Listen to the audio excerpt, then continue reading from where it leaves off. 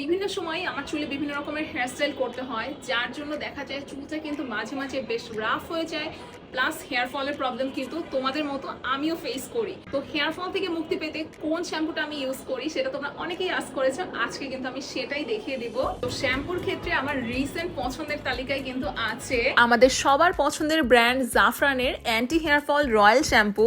এটাতে কিন্তু কোনো রকমের কোনো কেমিক্যালস নেই, কোনো পার্শ্ব প্রতিক্রিয়া নেই, এটা ছেলে মেয়ে উভয়ই ইউজ করতে পারবে। আর সব থেকে বড় কথা হচ্ছে আমাদের হেয়ার ফলটাকে একদম কমিয়ে নতুন হেয়ার গ্রো করার সাথে সাথে কিন্তু আমাদের চুলে খুবই সুন্দর একটা ভলিউম নিয়ে আসে। এই শ্যাম্পুটা আমি কিভাবে ইউজ করি সেটা আমি আজকে তোমাদেরকে দেখিয়ে দেই। প্রথমেই যতটুকু শ্যাম্পু আমার প্রয়োজন অতটুকুই আমি একটা বাটিতে নিয়ে নিলাম, আর সেই সমপরিমাণ পানিও আমি নিয়ে নিচ্ছি। তারপরে এই মিশ্রণটি ভালোভাবে মিশিয়ে চুলের গোড়া থেকে শুরু করে সমস্ত চুলে আমি আলাদাভাবে ম্যাসেজ করে সুন্দর করে ধুয়ে ফেলি। এই শ্যাম্পুটা সপ্তাহে 2 থেকে 3 দিন নিয়মিত ব্যবহার করলেই কিছুদিনের মাঝেই ডিফারেন্সটা আপনারা নিজেরাই খেয়াল করতে পারবেন।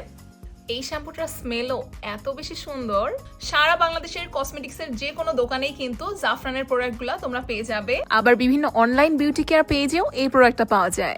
আর এই শ্যাম্পুটা কেনার সময় আমার হাতে যে প্যাকেটটা দেখতে পাচ্ছেন এর ডিজাইনের সাথে দোকানে থাকা জাফরান শ্যাম্পুর বক্সের ডিজাইন মিলিয়ে দেখবেন, তাহলেই কিন্তু অরিজিনাল জাফরান শ্যাম্পুটি পেয়ে যাবেন। কারণ জাফরান ব্র্যান্ডের এত রেপ্লিকা বাজারে এখন বেরিয়ে গিয়েছে যে আসলটা চেনা কিন্তু খুবই মুশকিল।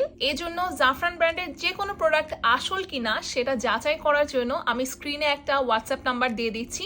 এটা হচ্ছে জাফরানের কাস্টমার কেয়ার নাম্বার। তাদের কাস্টমার কেয়ারের হোয়াটসঅ্যাপ নাম্বারে আপনি যে প্রোডাক্টটা কিনতে পারছেন সেটার একটা ছবি কিন্তু দিয়ে দিতে পারেন। আপনার পাঠানো সেই ছবি দেখে কাস্টমার কেয়ার প্রতিনিধি কিন্তু বলে দিবে যে আপনার প্রোডাক্টটা আসল নাকি নকল। তো জাফরানের এই শ্যাম্পুটা কে কে ব্যবহার করেছো কমেন্টে জানিও। আর আজকের মতো ভিডিওটা এই পর্যন্তই। আল্লাহ হাফেজ।